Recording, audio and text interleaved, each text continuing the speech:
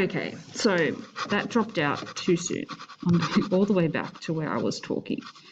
All right, so I was doing Boyle's law. I might just go right back to start Boyle's law again. So what we're looking at is the volume is inversely proportional to the pressure at a constant temperature. So if we think about a syringe that is sealed, like I showed you in class, if I keep the end sealed so no gas goes in and out, I can compress the gas by pushing the plunger down and decreases the volume. And that way you actually felt an increase in pressure. I could really feel the air pushing on my finger when I did that. Okay, that's because the particles have been pushed closer together, making them collide more often with each other, but also with the sides of the container.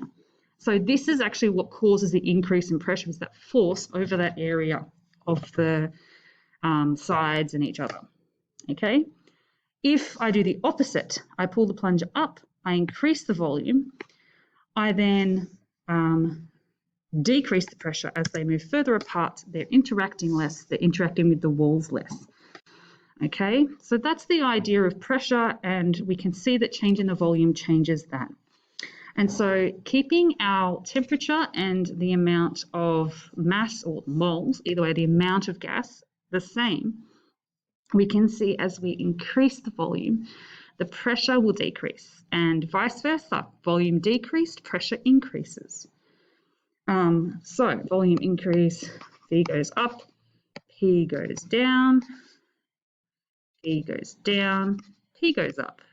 Okay, so we call this inversely proportional. Okay, and this is Boyle's law.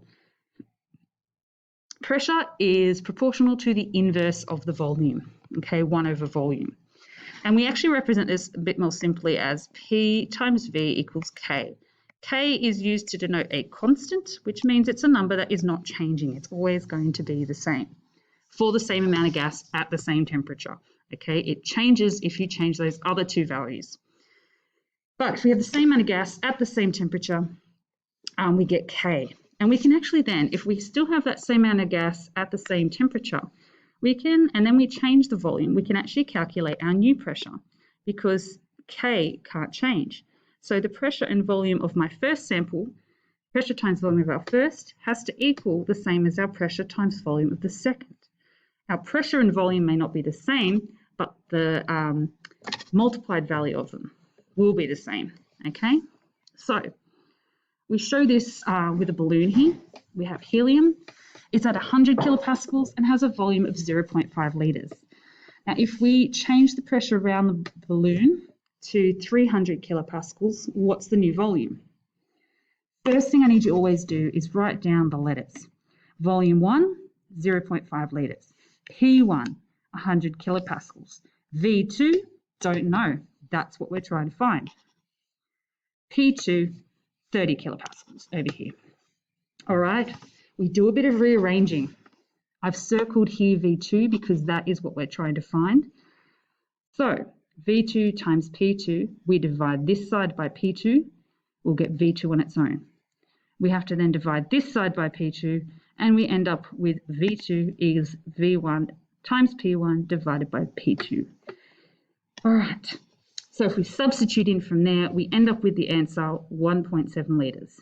Okay, that's our new value.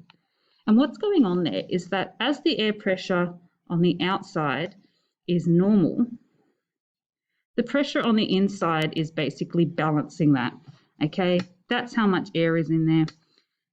But if we take the air out, there is now very little air on the outside pressing on it in this jar. Okay, and so it's allowing the gas inside, the pressure inside to, the pressure inside will then be able to move out. The particles can spread apart because there's less pushing on it. And this is how we end up with getting a larger balloon. And this is actually the same as with your lungs. So when we inhale oxygen, which is actually this diagram here, we basically pull down our diaphragm, open up our ribs, they stretch out, and that increases the volume inside, which therefore decreases the pressure of the gases in our lungs. And therefore, air from the outside comes in to lower that pressure, to equalize the pressure. It goes from high pressure, which is outside, to low pressure inside. And that is what basically gets oxygen in.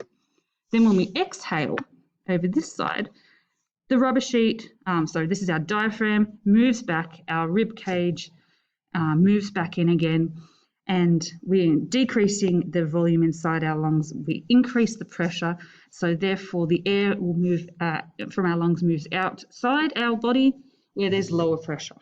And that is basically breathing or using Boyle's law.